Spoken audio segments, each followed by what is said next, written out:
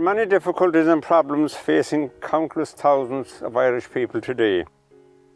Scandalous and chronic mismanagement, neglect and skewed priorities on the part of successive governments have led to a number of major crises, causing huge suffering in a number of areas, including healthcare, job opportunities, and of course, housing. Let's get one thing straight from the start. There is no housing crisis in this country, unless, of course, you happen to be Irish.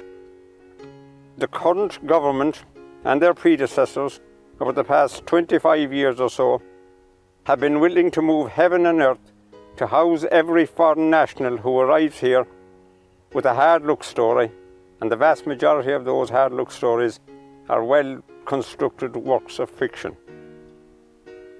A current government minister has promised to provide a house for all asylum seekers within 4 months of their arrival here, thereby issuing an open invitation to every homeless person on the planet to come to Ireland of the welcomes and the free houses.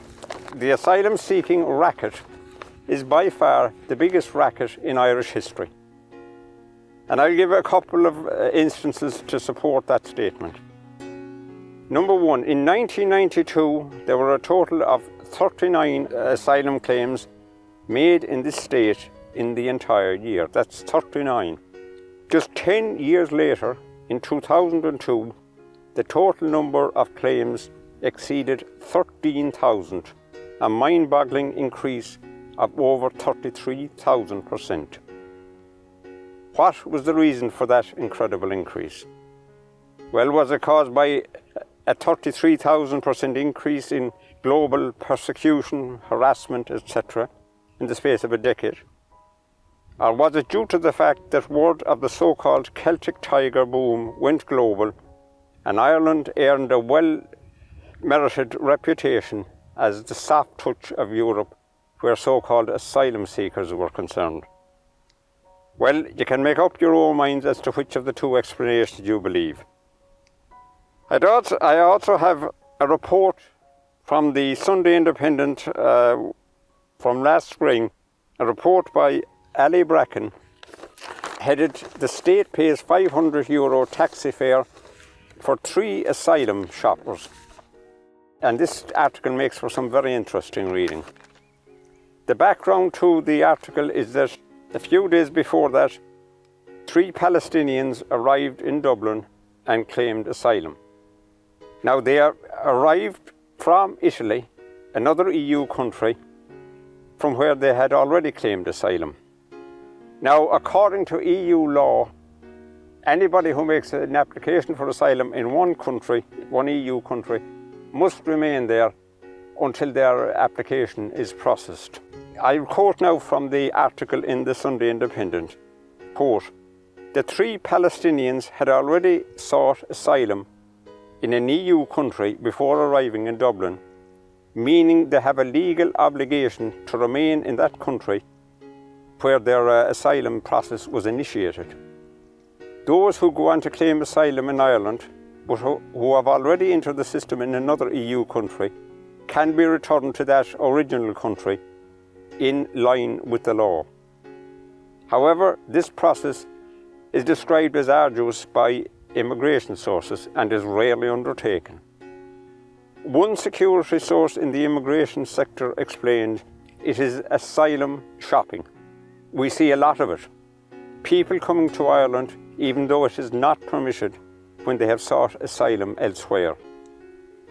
In addition, because of the pressure on the system right now, taxis halfway across the country are being used to transport people. It is costing the taxpayer a small fortune.